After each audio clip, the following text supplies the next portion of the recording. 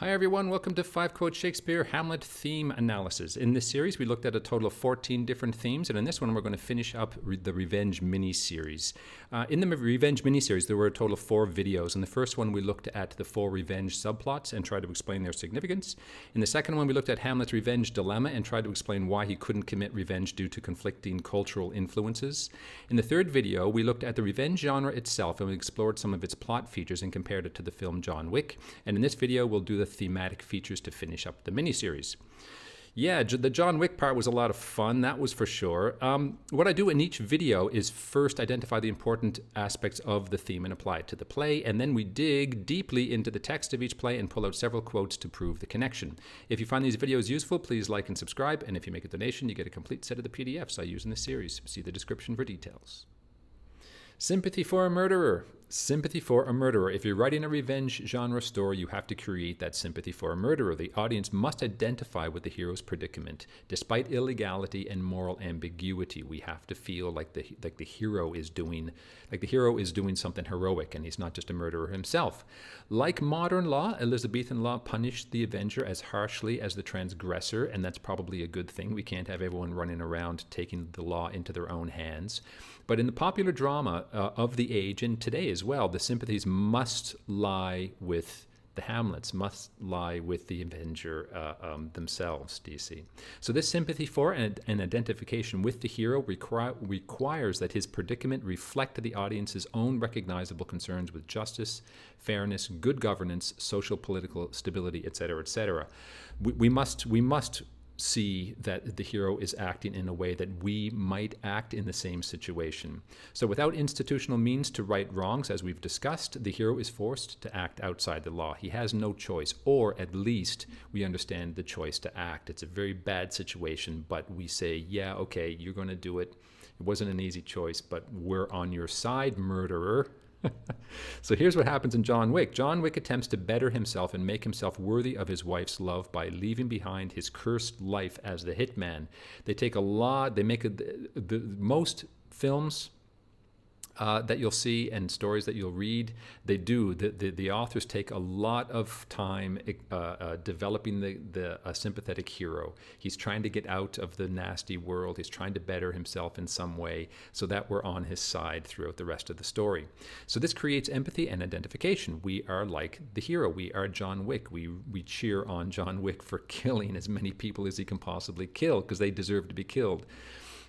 And he is doing it for a noble cause. It's morally ambiguous, as you can see. So we forgive and applaud his return to violence, John Wick, because we experience his violation as a dramatic representation of our own very real, albeit pettier, violations, humiliations, and frustrations. This is the thing. We look at something like John Wick, and on one level we can look at it as absolutely ridiculous. Here he is killing dozens and dozens of people. We could never do that. Of course we can't. Hamlet, as ridiculous as the plot is, he gets captured by pirates, for goodness sake, and so a lot of people have criticized the plot of Hamlet, and rightly so, for being melodramatic and ridiculously unrealistic, but that doesn't matter, because drama is an exaggeration of our own minor grievances, our own minor problems, our own minor experiences. We all know what it's like to live in the world and to experience these kinds of things on a much, much smaller level, do you see? So you don't have to write off, dramatic storytelling just because it might seem melodramatic. As long as it's done well. John Wick is done well, as melodramatic as it is, and Hamlet is of course a work of art despite all of the flaws of the plot. So yeah, so there's John Wick. It's a neat parallel that you can see between these two stories. So here he is. We've already looked at this. So here it is. The recognizable injustice. The ghost says, "Yes, I was murdered by my brother," and Hamlet says, Hamlet, the good detective, and I've talked about the detective requirement for a good genre film or story in my previous video as well. Hamlet says at the end, he says, when not at the end, when he's trying to find evidence for the crime that has been committed and to justify, he's a good guy. We're on his side because we see him here performing due diligence. Before he commits murder, he wants to know that he's doing the right thing. He's not a monster lashing out and killing Claudius as soon as he hears the bad news, do you see? So here he's talking to Horatio after observing with clear evidence that Claudius is guilty.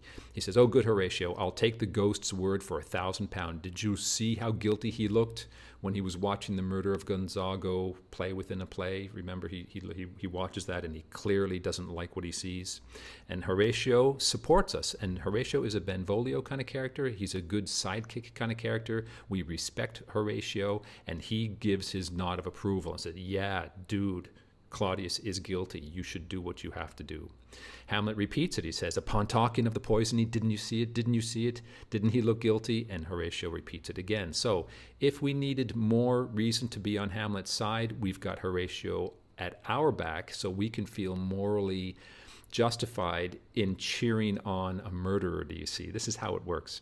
Now, Hamlet's case is complicated by even more moral ambiguity because although John Wick doesn't behave reprehensibly in other realms, he behaves reprehensibly, I suppose, because he's murdering all of these guys. But these other guys are jerk henchmen anyway, more or less. But that's kind of complicated too, because they might have families, do you see? But Hamlet's not a nice guy. I've said in many of my videos, he's a very complex character, and we don't like him in many, many regards. And these are 4 ways that we don't like him. So let's look at that now.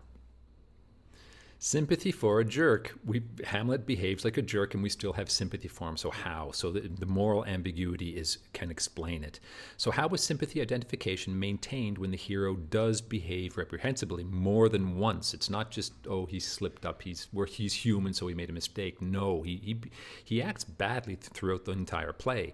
So how do we do that? How do we maintain that sympathy? By presenting complications and add nuance to the issue and require a more sophisticated evaluation. That's why we love this play so much. He's a deeply, deeply flawed human being, like all of us, do you see? He cruelly berates Gertrude. It's a cringy scene. It's like, dude, she's your mom.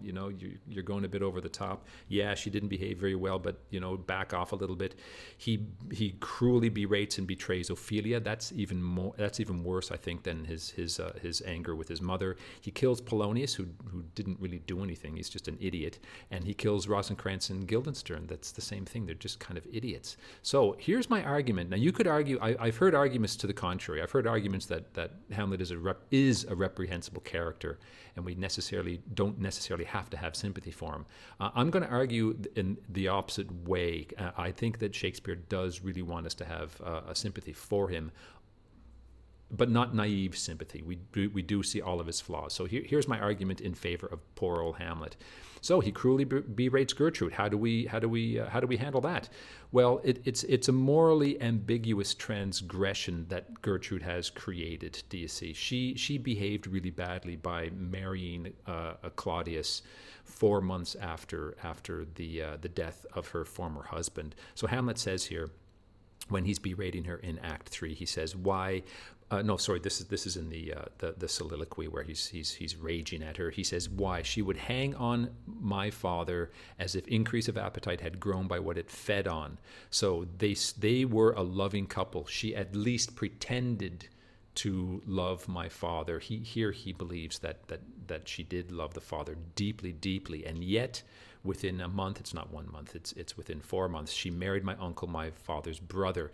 So that's not good. That's not good. I mean, honestly, even if Gertrude did love, even if King Hamlet's father, was a jerk, she faked it. Do you see? She faked it. And when the ghost comes back and talks about his wife, he doesn't give any indication that there was tension in the marriage. Do you see what I mean? So even if she did love Claudius and she wanted to get away from King Hamlet, she was faking it the whole time. So she's not innocent either. Now, she might not deserve all of the cruelty that Hamlet gives her, but she certainly is not innocent either.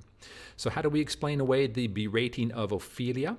Hamlet, in that terrible, terrible scene, "Go thy ways to a nunnery, where's thy father? At home, my lord."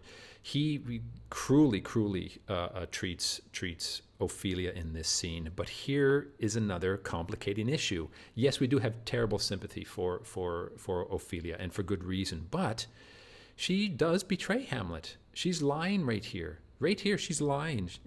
He's being spied on. They're both being spied on, and she knows it, and he knows that she knows it. So there's that betrayal as well, and that's got to hurt a sensitive guy like Hamlet too, do you see? Now, again, I use this word liar, and she is lying, but she's trapped. She's a very... I've talked about Ophelia in other videos, so go have a look at that. But yeah, so we can not necessarily forgive, but we can understand why Hamlet is so angry and disappointed with Ophelia. She should be equally angry and disappointed with Hamlet, though, of course. And here we see, again, we see a reason why he's berating Ophelia. He's not really talking to Ophelia. He's actually talking to his mom. Do you see? It's projection. Hamlet is ranting at his mother, not at Ophelia. He's shooting at his mom, but Ophelia's standing in the way, do you see? So and here's evidence for that. I say we will have no more marriages. Those that are married already, all but one shall live. The rest shall keep as they are. So he's obviously thinking about the marriage. As he's screaming at Ophelia, he's screaming at the marriage that he disapproves of, and for good reason. At least in the way that it was done too hastily and should have been done with more. They just wait a year, and then things might not have been so bad. He kills Polonius, who is not necessarily guilty of anything except his own stupidity and interfering. He's an odious character too, so we don't miss him all that much. But murder is murder, ladies and gentlemen. So how do we explain away this? When he does end up killing Polonius by accident, he doesn't. There's no triumph in it. He's not a cold-hearted murderer that says, "Yeah, okay, I'm glad you're gone." There's a sad resignation to the fact that he's dead. And Hamlet says, "Thou wretched, rash, intruding fool, farewell." He takes the time to say that. He takes the time to feel the event and to consider the event. He doesn't just, like a psychopath or sociopath, he doesn't just walk away from it. "I thought you were my better. I took thee for thy better." And even more evidence that Hamlet is not a cold-blooded murderer. Gertrude says when she saw Hamlet pull Polonius's body away, Gertrude says that he wept for what he had done, do you see? So not a cold-blooded murderer. The sympathy, the complex, complicated sympathy we have for him is maintained. This is even harder to forgive. Those poor boys they betrayed, just like Ophelia. They betrayed Hamlet in a very hurtful way. But their betrayal is understandable in the same way that Ophelia's betrayal is understandable, because they were in an impossible situation. So Horatio says here, he says, "So, dude, they go to it, do they? You killed them, did you?" And Hamlet, very, very defensively, this language is very, very direct and harsh, and I think it's defensive.